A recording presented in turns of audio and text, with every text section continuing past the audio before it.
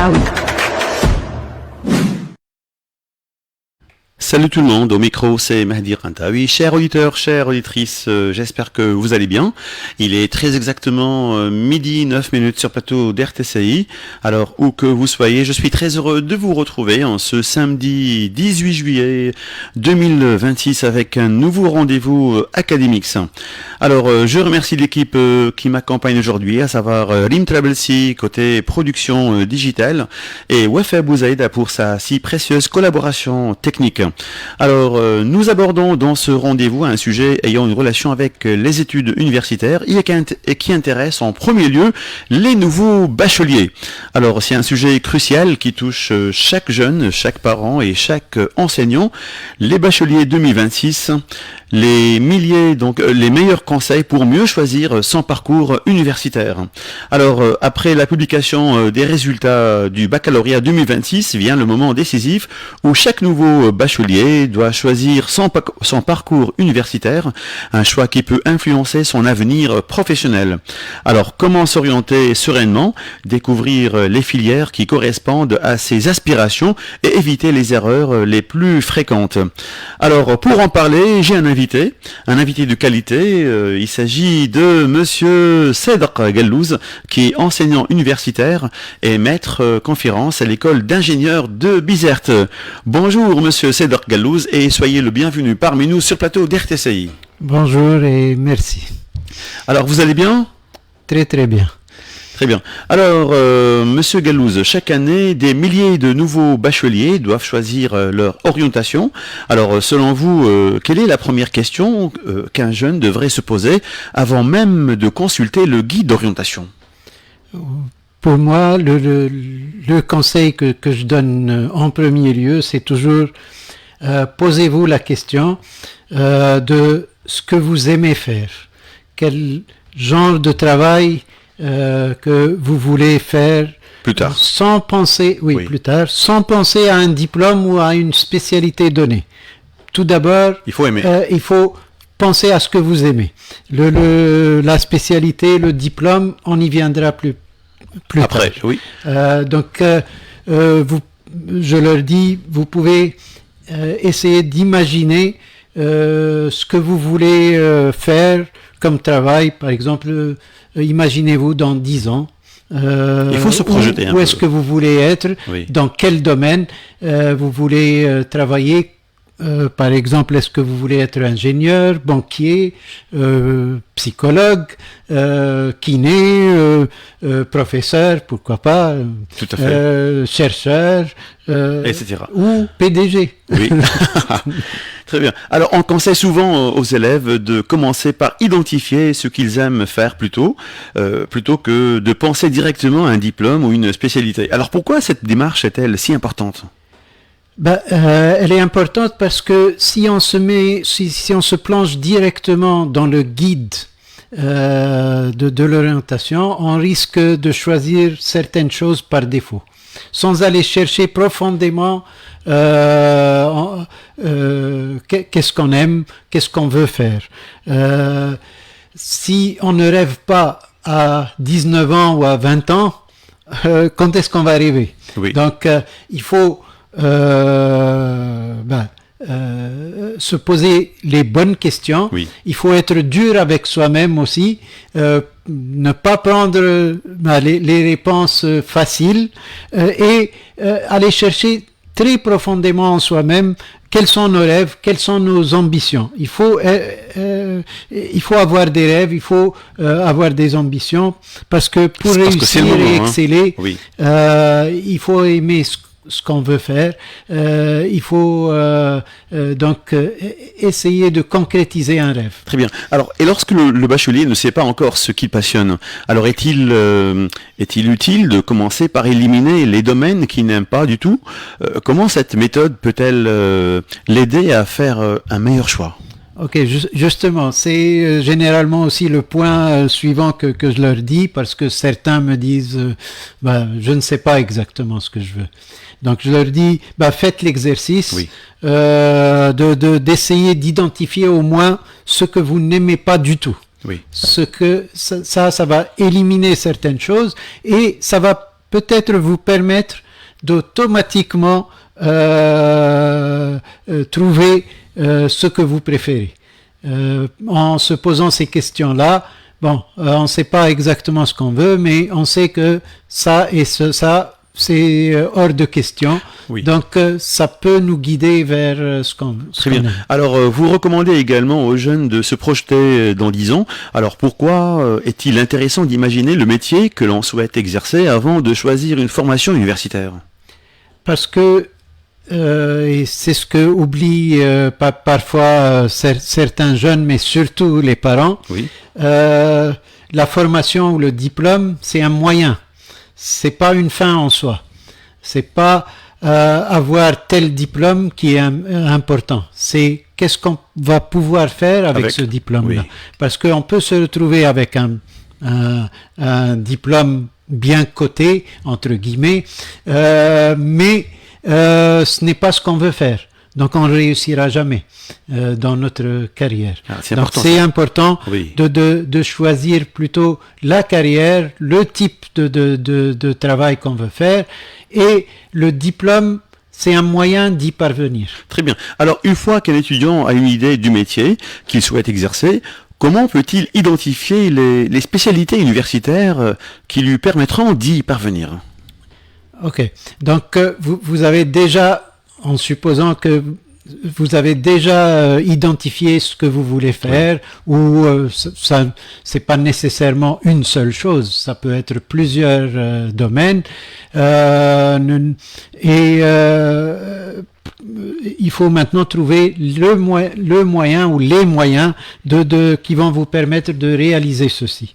Donc ça c'est les spécialités qui peuvent vous mener à ce que vous voulez faire comme métier. Donc, pour cela, vous allez maintenant consulter le guide pour voir toutes les offres possibles dans les différentes universités tunisiennes. Faites-le systématiquement. Ne sautez pas juste sur peut-être les diplômes ou les écoles ou les instituts que vous connaissez. Faites-le systématiquement parce que vous allez être surpris de l'existence de plusieurs spécialités intéressantes qui ne sont pas connues, dont on n'a pas entendu parler, mais qui sont très intéressantes et qui peuvent correspondre exactement à ce que vous voulez faire. Donc, maintenant, certaines, bien sûr, spécialités ou certains domaines sont des domaines assez pointus ou qui ne sont pas très connus. Donc, vous avez, et je suis sûr que nos jeunes savent manier ces outils-là, vous avez plusieurs outils sur Internet pour aller chercher de l'information, pour leur demander quel métier on peut faire avec ça, quels sont les débouchés après, etc. Tout à fait. Donc, alors, le guide présente plusieurs types de diplômes, licence, diplôme d'ingénieur, diplôme national d'architecte et doctorat en médecine. Alors, pouvez-vous expliquer simplement les différences entre ces parcours ? Ok. Bon, il y a 4 types de diplômes. Bon, les 2 premiers peut-être sont les plus répandus, oui. Donc la licence et le diplôme d'ingénieur. Il y a 2 diplômes qui sont assez spéciaux, c'est le diplôme national d'architecte et le doctorat en médecine. Donc la licence dure 3 ans et le diplôme national d'architecte 6 ans. Au fait, 5 ans à l'école et 1 année de stage. Le diplôme d'ingénieur, c'est 5 ans. On y reviendra peut-être tout à l'heure parce que je suis ingénieur, donc j'ai une préférence. Vous allez pouvoir donner plus de conseils, oui. Et le doctorat en médecine, c'est 9 ans et plus, dépendamment de la spécialité. Donc ça peut être 12 ans, même 13 ans, je crois, pour certaines. Je suis pas sûr du nombre exact, mais au moins 9 ans. D'accord. Alors, beaucoup de jeunes pensent qu'une licence ferme certaines portes. Pourtant, elle permet aussi d'accéder au master, puis au doctorat. Alors, pouvez-vous nous expliquer cette progression et les possibilités qu'elle offre ? Ok. Donc, au fait, une licence ne peut pas fermer de portes. Elle ne peut qu'en ouvrir. Parce que c'est la première porte, justement, à l'université, aux études universitaires. On a en Tunisie donc un système aussi qui vous permet, une fois que vous avez fini votre première licence, vous pouvez en faire une autre. Oui. Donc, par exemple, si vous voulez vous spécialiser dans 2 disciplines différentes, parce que parfois, et j'ai un exemple de spécialités différentes en même temps. Par exemple, une kiné qui a fait psychologie après. Le mariage de ces 2 disciplines peut être très bénéfique donc aux patients et à la carrière aussi de la personne. D'accord. Bon, il y a plusieurs exemples comme ceci. Et puis, il y a le master qui permet, c'est 2 ans, qui permet donc de se spécialiser encore plus dans un domaine bien pointu, bien particulier. Et puis si on envisage une carrière de professeur universitaire ou une carrière de chercheur, il faut le doctorat. Le doctorat donc vient après un master de recherche. Dans certaines industries, donc on a besoin aussi de docteurs pour la recherche et le développement. Donc le doctorat, ce n'est pas juste l'enseignement supérieur, ce n'est pas juste les centres de recherche. Alors, concernant le diplôme d'ingénieur, il existe plusieurs voies d'accès. Prépa intégrée, classe préparatoire ou licence. Bien sûr, licence suivie d'une école d'ingénieur. Ouais. Alors, quels sont les avantages de chacune de ces voies ? Ok. Donc c'est très important que les bacheliers sachent ceci, parce que parfois ils n'ont pas une idée claire sur les façons d'accéder aux écoles d'ingénieurs ou les façons d'obtenir un diplôme d'ingénieur. Donc on peut bien sûr aller directement à partir du bac à une école d'ingénieur. C'est ce qu'on appelle une formation d'ingénieur avec prépa intégrée, donc ça dure 5 ans, mais c'est dans la même école. Il y a le cheminement le plus répandu, c'est 2 ans de prépa, à la suite desquels on a un concours national. Selon le résultat du concours national, on peut accéder à une école ou une autre, à une spécialité ou une autre dans ces écoles-là.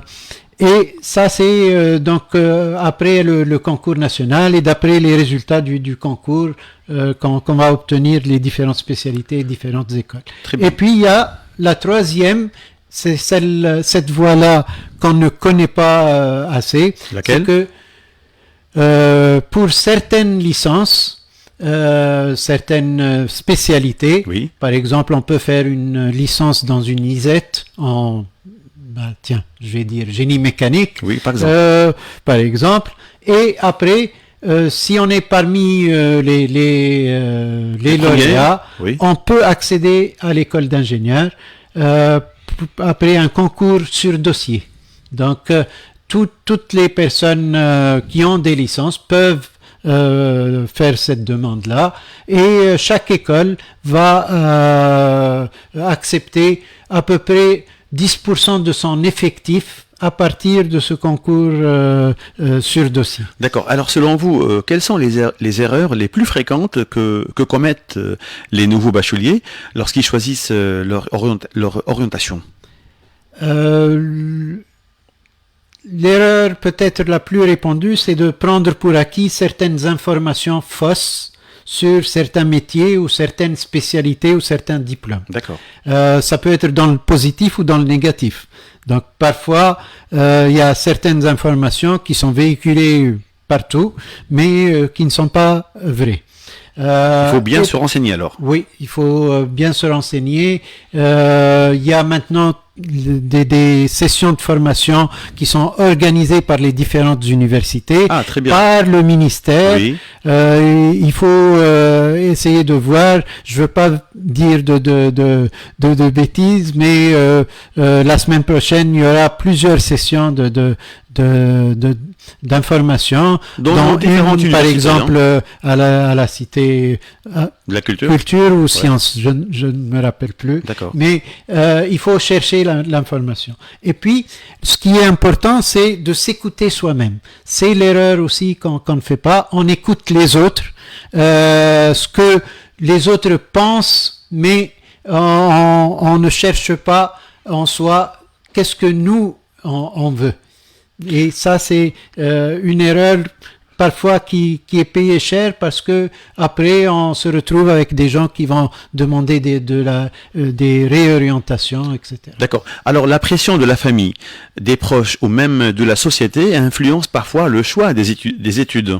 Alors quel message souhaitez-vous adresser aux jeunes qui vivent cette situation ? Ouais, vous êtes tombé sur le point le plus important, le conseil le plus important que je considère, c'est il faut baser son choix de carrière et de diplôme après selon les préférences personnelles.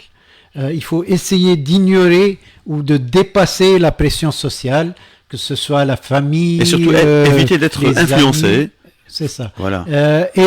Il faut pas prendre donc en considération ce qu'ils vont penser ou dire parce que c'est votre choix, c'est votre vie, votre carrière qui en dépend. C'est pas parce que les gens pensent que tel diplôme est mieux coté que ça va vous faire de vous quelqu'un d'heureux, quelqu'un qui va réussir sa carrière. Tout à fait. Alors, qu'en est-il des filières qui ont une relation avec le domaine de l'énergie ? C'est votre spécialité. Oui, donc je ne peux pas passer à RTCI sans parler d'énergétique. Oui. En une phrase, l'énergétique couvre les aspects techniques et industriels de la production, du transport et de l'utilisation de l'énergie. On a fait toute une émission il y a 1 année et demie, donc on peut chercher ça sur la page officielle de RTCI. Ou bien sur YouTube RTCI. Oui. Oui. Et le secteur de l'énergie est en pleine mutation, donc il y a beaucoup d'opportunités dans ce domaine-là. Ces jours-ci, on vit une crise énergétique et donc ça confirme l'importance d'une carrière dans ce domaine-là. Donc ça peut être considéré comme une opportunité. Oui. Pour l'avenir. Pour l'avenir, oui. Si c'est un domaine qui vous intéresse, il y a plusieurs façons d'y accéder. Bien sûr, il y a les formations d'ingénieurs. J'ai décrit comment on peut y accéder. Il y a plusieurs écoles qui offrent des diplômes d'ingénieurs en énergétique, mais on peut accéder aussi à des licences dans les ISET ou dans d'autres instituts ou facultés. Il faut chercher dans les nomenclatures suivantes: physique et énergétique, énergie renouvelable, système énergétique, ressources géologiques et énergétiques, traitement et valorisation des déchets, énergétique et environnement, génie énergétique, génie thermique et énergétique et électricité renouvelable. D'accord. Alors, pour conclure, si vous aviez 3 conseils essentiels à donner aux bacheliers, alors afin qu'ils choisissent un parcours universitaire qui leur ressemble vraiment, alors ça sera quoi exactement ? Bon, je vais répéter les conseils que j'ai donnés. Donc, premièrement, considérez en premier lieu ce que vous aimez. Pensez à ce que vous voulez faire dans la vie. C'est permis de rêver, c'est permis d'avoir de l'ambition. Et ignorez la pression sociale. C'est en aimant ce que vous voulez que vous allez réussir. Un dernier point: rien n'est irréversible. Donc, c'est pas grave si vous découvrez après que c'est pas exactement ce que vous voulez faire. D'accord.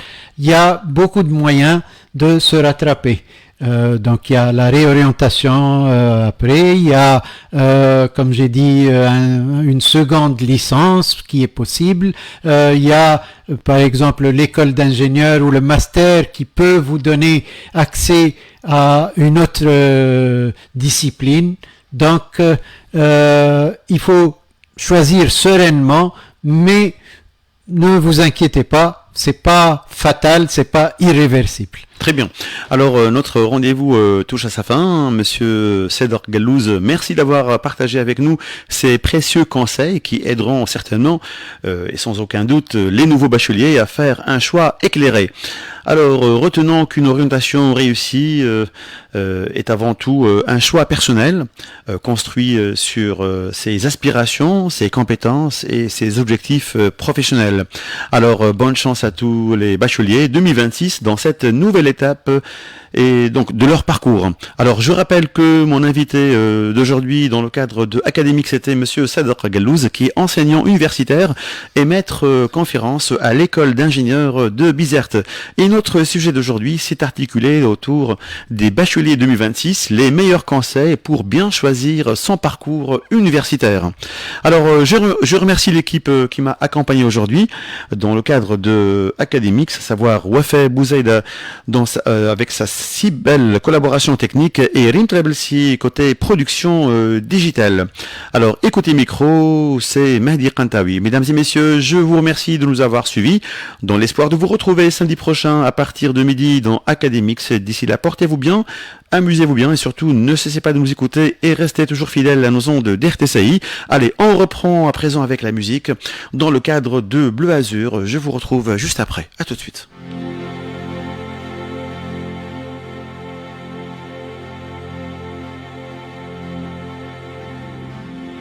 It's been 7 hours and 50 days since you took your love.